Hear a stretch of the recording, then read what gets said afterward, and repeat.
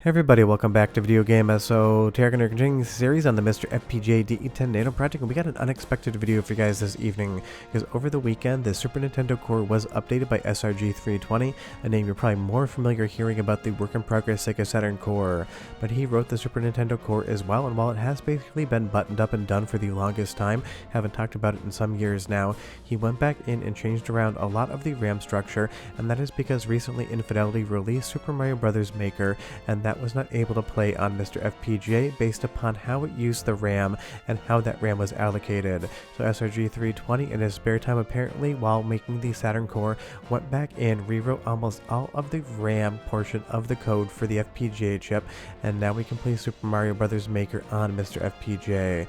But there's other additions to the core as well, including some Satellaview support on the ROM side, as well as a fix to rendering rangers, so we got a lot to talk about in this video. Before we get too far involved though, do me a huge favor, go down below, hit like and subscribe, and ring that notification bell. It definitely helps us out. And if you feel so inclined and want to support the channel, we got a Patreon link down below as well. But this is awesome to see SRG320 revisit one of the original cores for MiSTer FPGA, because he's done stuff like the Sega 32X, he's currently working on the Sega Saturn, but we've had Super Nintendo support for years now, and it's been absolutely flawless outside of needing a patch for rendering rangers. And I recently did a video on Infidelity and his porting of Super Mario Bros. To the Super Nintendo, as well as giving us a Super Mario Bros. Maker. I will leave a link in the description below so you know more about that, but it's an absolutely wild experience to be able to basically play Super Mario Maker except in Super Nintendo with a Nintendo NES game. It's layers of Inception and onion levels deep, trust me on this one, and it does now work on MiSTer FPGA. You might at random notice that it will crash when you're selecting certain items, and that was something that I encountered using both original hardware as well as software emulation, so there seems to be a little bit of an issue here. Sometimes when you're selecting certain items, you'll get basically this data overflow up onto the screen, but that is something that you're going to see basically across every platform every once in a while, and I'm sure Infidelity will look into that and figure out what's going on, because I know he had done some work on the MiSTer FPGA info side of things as well, because I heard on Twitter he was a little bit bummed out that it wasn't working on MiSTer. And if you don't follow Infidelity on Twitter, I definitely recommend you do. He's got a ton of fun mods out there, but you'll see basically this data overflow onto the screen. That can happen every once in a while. But there's so much fun to be had in Super Mario Bros. Maker. It basically takes Nintendo's Super Mario Maker idea and translates it into the entirety of Super Mario Bros., now running on Super NES as a port versus the original hardware. And that is how wild and complex Infidelity's mods are, and it's great that SRG320 went back in and made this work, because no one would have been bummed out if you couldn't play something like Super Mario Bros. Maker on the Super Nintendo core. It was not an original game, it was never designed to do so, so people, while being bummed out, wouldn't have been that heartbroken, but SRG320 made sure we could play it as well. Now, some of the other updates are going to allow you now to be able to play the Satellaview games you would actually load in. You're going to need the Satellaview BIOS, and if you want a tutorial on how to make this all work, leave me a comment down below and maybe I will do that. Just be aware that unlike the recent Satellaview Plus video I did where you can use software emulation and actually dial back into a pseudo live service, this is definitely going to be a closed air-gapped environment. And while I'd love to see something like Satellaview Plus actually come over to MiSTer FPGA in the future, I don't anticipate it doing so, but I wanted to bring that up because I knew everyone would ask whether or not this is going to work, and at the current point in time with the current core, it just isn't something that it is capable of. But you never know what will happen in the future. There's always so many fun mods out there, and so many people trying to make sure absolutely every last thing works. I would love to see the functionality even if I don't expect it. And if you're not familiar with Satellaview and what it was basically an internet service in Japan from Nintendo and St. Giga, where you would actually wait for broadcast times and you would be able to download games, demos, and other content to your Super Nintendo and a cartridge within the Satellaview adapter. A lot of those games have been preserved, and you're going to be able to load them up today on MiSTer FPGA, but some of them also have secondary ROMs that have sound samples or other soundtracks, and from what I've read on the Discord server, that's not quite working yet, but there is an issue ticket open for it, so hopefully in the future that will be capable of working. working.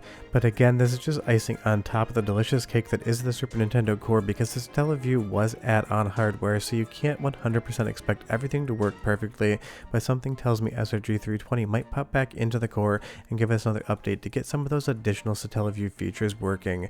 And again, research the games on this platform.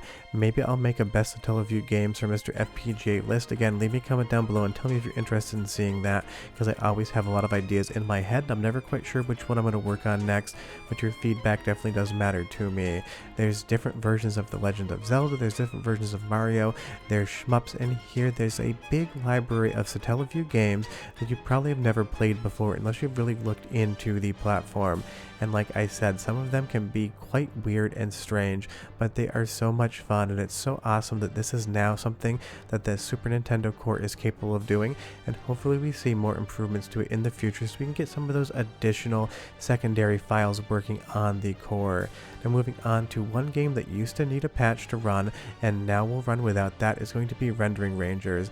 This definitely is one of those games synonymous with the Super Nintendo, and as far as the power it had behind it.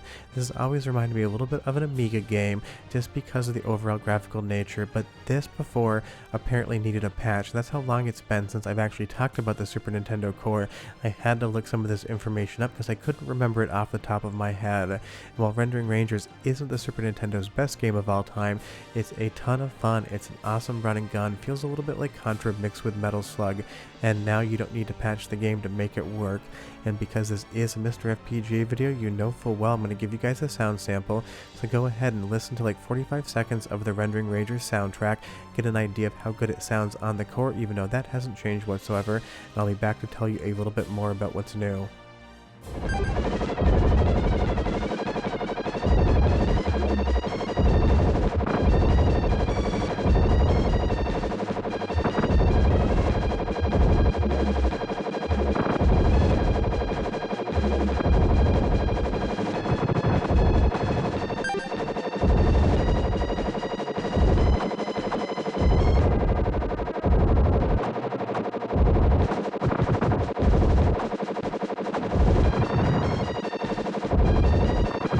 Super fun soundtrack with that classic Super Nintendo sound, and again, it's just great that SRG320 decided to go back into the core. It's one of those things that had been dormant for a while because it was basically perfect, but it's so much fun to see that he really wanted to make sure you could play Super Mario Bros. Maker and added in some core functionality, and trust me, the rewrite on the RAM was not a few lines of code. This was a very heavy lift project. It basically changes around a lot of the underlying structure to the core to make that one game work, and if that's not dedication, I don't know what is. And definitely check out Rendering Rangers as well. It is a fun game, and it's one of those titles that everyone pretty much knows from Super Nintendo, probably because it is one of the more expensive cartridges out there if you actually want to collect the original game. But here today on MiSTer FPGA, you no longer need a patch to check it out. It'll just run on the core, and for some strange reason it also has Garfield in the game, and a game with Garfield definitely gets bonus points as far as I'm concerned. It's just one of those titles, kind of feels a little bit like Terminator 2 as well.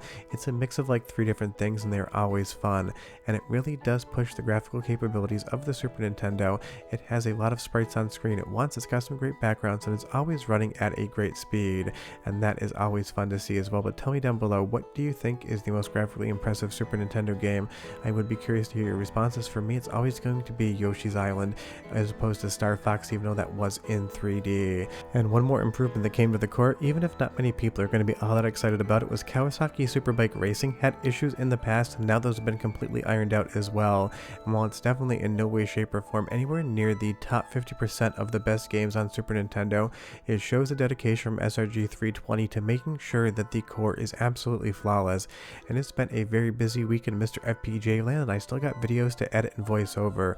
But between the Philips CDI core, improvements to Super Nintendo, and a bunch of other fun stuff coming, it's been an awesome September for MiSTer FPGA, and Super Nintendo decided to join the party and have a little bit bit more fun. And it's always great to see SRG 320 work on something other than Sega Saturn, because I'm sure that becomes mind-bendingly hard as he tries to fix more bugs, because that's basically almost at the 2-year mark as far as active development is concerned. So I'm sure popping over to Super Nintendo was a fun breath of fresh air as far as coding for MiSTer FPGA is concerned. But that is the news as far as the Super Nintendo core is concerned. There is a brand new version of it. You do need to add in the Satellaview BIOS and the specialized ROMs for that service to be able to get them to work. And if you want a tutorial on that, do leave me a comment. But you can also play Super Mario Bros. Maker today with that new RAM rewrite, and I'm sure there's probably some other things that are now going to work on the core that no one's realized yet. But it's so much fun to see a core that we've had around since I started making MiSTer FPGA videos get an unexpected update that brings us even more Super Nintendo fun. But short of that, if you have any questions or comments, leave them down below. I'll try to respond to each and every one of you. But there's a new core for Super Nintendo. It's here today, and it's definitely worth checking out, and go play some Satellaview games. Short of that, we're done, and I'll see you next time. Bye bye.